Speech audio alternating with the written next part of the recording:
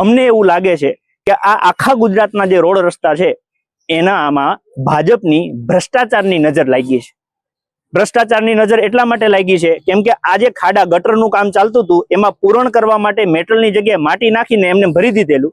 આ તો કુદરતના એવા આશીર્વાદ કે વરસાદ પડ્યો ને બધું બેહી ગયું ને આ ખાડા પડ્યા. આ ગોઠણ ખાડા છે. જો મારો પગ કેટલો વયો જાય છે, આ મારા ગોઠણ સુધીનો પગ અંદર વયો ગયો છે. આટલા ખાડા આખા રોડમાં પડ્યા છે. કોઈ અંદર પુરાણ કર્યું નથી. સ્થાનિકો બધાએ ખૂબ દુઃખી છે. રસ્તામાં ક્યાંય પગ મુકાય એવી જગ્યા નથી. ત્યારે આ ભાજપની ભ્રષ્ટાચારની જે નજર ગુજરાતની પ્રજા ઉપર, જનતા ઉપર લાગી છે એ ઉતારવા માટે અમે પ્રતિક રૂપી આ લીંબુ અને મરચા રૂપી આ નજર ઉતારવાનું કામ કરીએ છીએ. અને ગુજરાતની જનતાને એવું કહીએ છીએ કે તમે અત્યાર સુધી મીઠી નજર નાખી હશે, પણ આ લોકોએ તમારા ઉપર માઠી નજર નાખી છે. ભય, ભૂખ અને ભ્રષ્ટાચાર છેલ્લા 35 વર્ષથી દીધું છે. હવે એમાંથી બહાર આપવા માટે આ વખતે મતદાન રૂપી મીઠી નજર આમ આદમી પાર્ટી તરફે રાખજો.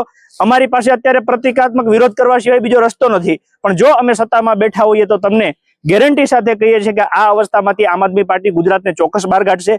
પંજાબમાં 18,000 કિલોમીટર રસ્તાનું કામ થાય છે. જે કોન્ટ્રાક્ટરને કોન્ટ્રાક્ટ આપવામાં આવ્યો છે એને ચોખ્ખું કીધું છે કે 5 વર્ષમાં ક્યાંય પણ તકલીફ થાય તો તારે on the spot free of cost એને સર્વિસ આપવાની